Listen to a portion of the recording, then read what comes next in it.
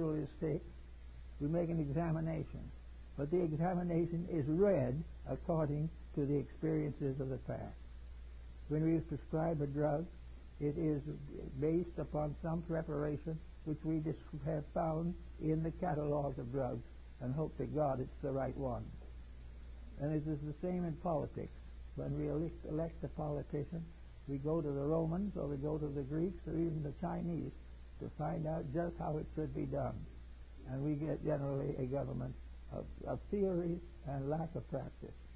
And we discover that without disciplining ourselves, we have elected an undisciplined body to govern us. So that all the way along, every time an emergency arises, it is a determined fact that we have to be prepared for it. Now, how do we prepare ourselves for these facts? First of all, we must prepare by a series of moral lessons. When we elect someone to public office, we hope we will get the individual who is best qualified. When we try to make decisions of our own, we hope that we are in a condition to make a just and intelligent decision, which may or may not be true, usually is not. So we have to prepare ourselves for responsibility. It has been talked about the importance of having a university for the education of diplomats and those in heavy political positions, that they should be trained particularly for that. Well, you can say the same thing. The entity that lives in our body should have the proper administration, and it should have the watchful care of enlightened electors who know exactly what they are doing and are doing that which is best for all concerned. The experiences which we now recognize, as coming partly at least through memory, have their value, but they are only nudging us to go and trying to get us to go on to something better, something more useful, something more wise. We may take an example from one of these, but we can't leave it there. We have to go on. Now we're going to try to go on into the next century. And we're going to try to take this human body probably for as many more years as possible. Those in younger years have a good chance of a reasonable length of future, unless they destroy themselves. A country has a good chance for future, unless its government destroys it. In all cases, wherever there is imbalance, wherever there is lack of ethics, sickness begins, political, psychological, physical. So we have to watch constantly, or we will not even survive long enough to make the corrections we'd like to make. So we're going now into the study of this body to find out a little more about it, a little more about how it works and why it works. And we have a body which is a kingdom, or an empire, or a republic, or a commonwealth, and can even become a communistic state. All of these things are possible, and Plato reminds us that all of them are equally meritorious if they are administered with intelligent justice. There is no bad form of government. There is only a misuse of governmental power.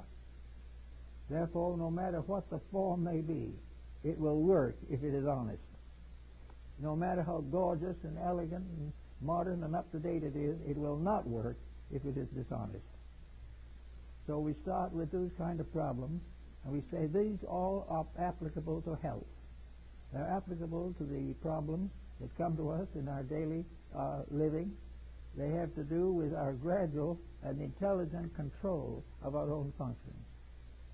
It was one of the ancients who gave us the law of the 24-inch rule. The rule of three divisions of a day. A day of 24 hours divided into three sections of 8 hours each. This was the measure of the work of the individual. And these are 8 hours for work, 8 hours for repose, and 8 hours for self-improvement. The individual should set aside his problems in such a way that each of the divisions of his day contributes to his wisdom, his happiness, his security, and his health.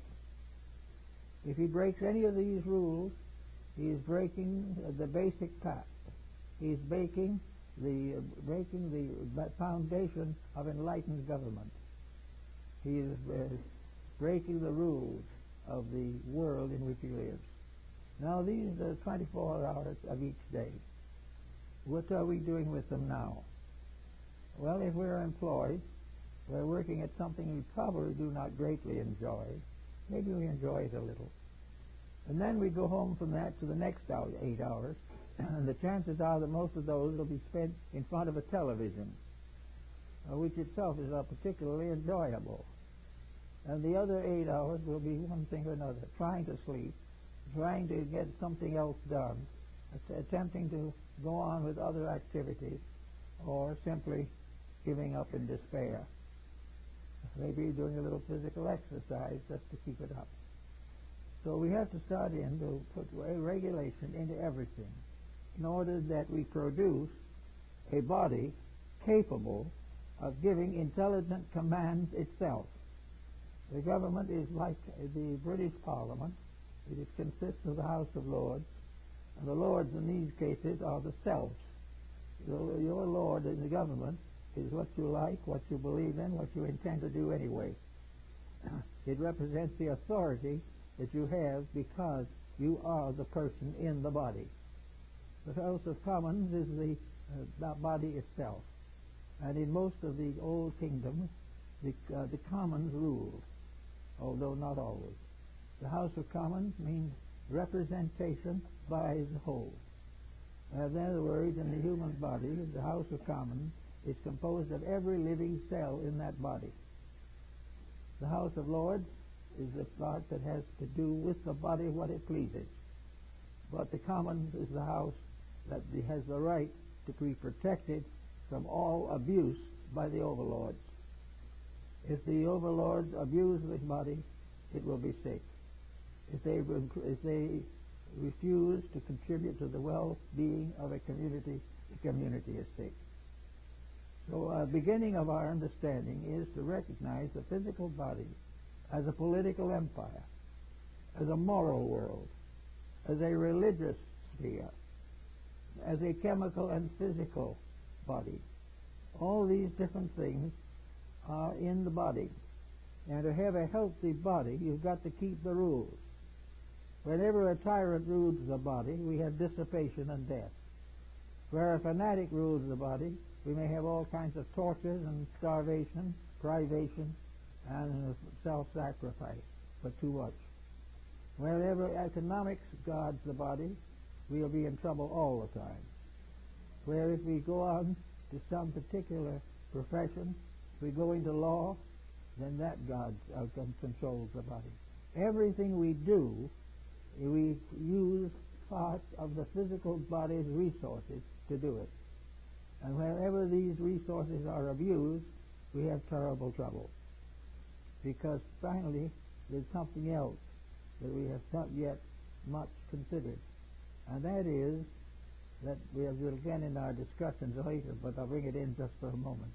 That beyond the body and beyond what it has to do and beyond the controls which it exercises, behind and beyond the mind and the memory is an infinite integrity which cannot be compromised. It will go on forever. When we break the laws of that, then we are in definite danger. And we break the laws of the greater when we break the laws of the lesser. For these laws operate in every human body, in the stomach, in the spleen. They relate to every phase we have. But behind all of the others phases is the immutability of the simple fact that it must be right or it is wrong. That there can be no compromise between integrity and self-indulgence. There can be no substitute for the recognition that right is right. Now it sounds, of course, as though right might be terrible that way. Right sounds like a police state, but it isn't. Right has never been obtrusive. You never know